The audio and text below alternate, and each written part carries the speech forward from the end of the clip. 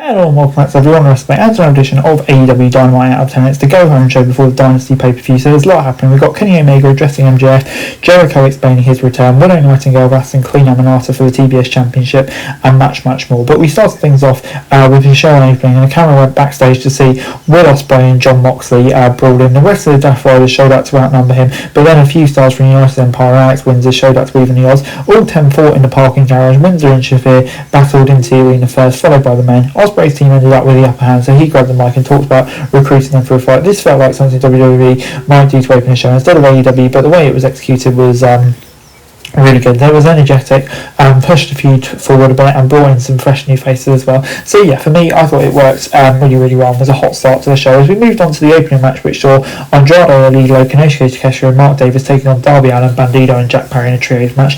Allin and Alilo began, but Andrade tagged out to Takeshita immediately and then left the ring, seemingly leaving Calafami high and dry. The babyfaces took advantage of the situation and went after the two remaining opponents. Allin grabbed the mic and yelled for Alilo to return and stop being Don Callis' bitch. It was all the place so Takeshita could take control, so Andrade came back. The best part about this match was a mix of styles. Davis and Takeshita relied on their power. Bandido and Alilo were more technical, and Allin and Perry focused on taking risks. It was a nice blend. It made it a fun match. The match did reach the point of chaos when it became hard to remember who the legal one was when everyone was fighting, but most of the time it was easy to follow. Both teams had plenty of offense, so it never felt like a huge advantage. Alilo got the pin on Perry to score the pin. So yeah, pretty fair match on the whole, and I'm near at 7 out of 10. As we then moved on to the TBS Championship match where Queen Aminata challenged Willow Nightingale for the belt. Aminata's been recovering from injury, so this was her big opportunity since returning. Aminata took control immediately with a spinning neck breaker, so Nightingale had to play catch up for a while. She had the upper hand until the break, when it was Willow who began to fight back. It felt like this match was designed to give Aminata a lot of time to do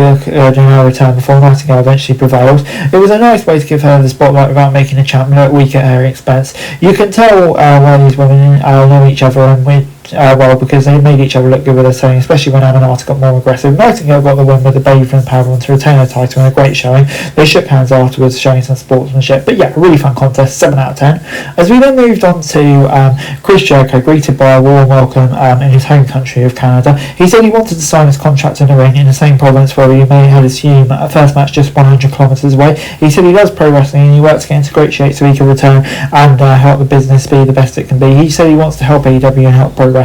As he was about to sign his new contract, the demand showed up on stage. Ricochet came out simultaneously, complimenting and insulting Jericho on his physique and overall career. Jericho told him he just made a list, and the crowd popped. It looks like we'll get Ricochet v Jericho at Dynasty. A good segment and accomplished exactly what it needs to be. Jericho looks excited to be back, and the list, I mean, I was a huge fan of back in the day, so yeah, I am pretty excited. As we then moved on to the Casino Gauntlet match that was announced to find new TNT champion at Dynasty, Tommaso Ciampa took on the Mascara Dorado to determine the spot in the match. As you would expect, it's fast-paced and exciting from the moment the bell rang. Dorados are celebrating high flyer, and Ciampa's one of the most versatile guys you will find. They put on a great competitive match that never slowed down unless they were saying something big. After a solid effort, Ciampa hit his signature running knee for the pin and the win. If they had 5-10 more minutes, this would have been a pretty big show stealer. So yeah, overall, I'm going to give this a 6 out of 10.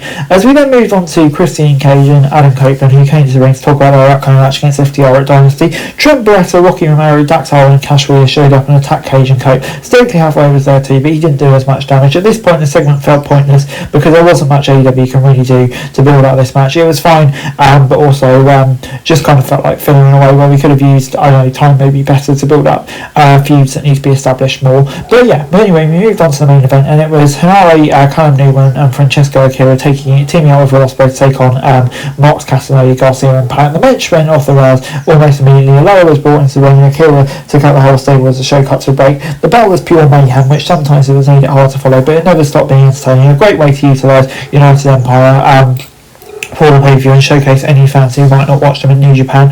Ospreay scored the win for his team by pinning Moxley, giving him the momentum heading into their match on Sunday. As Ospreay tried to attack Mox afterwards, but Claudio saved him. I think perfectly way to build out. Like I say, introduced new stars. Pretty fun match. 6 out of 10. And overall, AEW went into overtime this week with Kenny Omega giving an interview in the ring all about his upcoming title match with MJF. After his time, MJF issued his response. He tried to hit a cheap shot, but Omega forced him and took his diamond ring knife finger to end the show with his signature catchphrase and pose.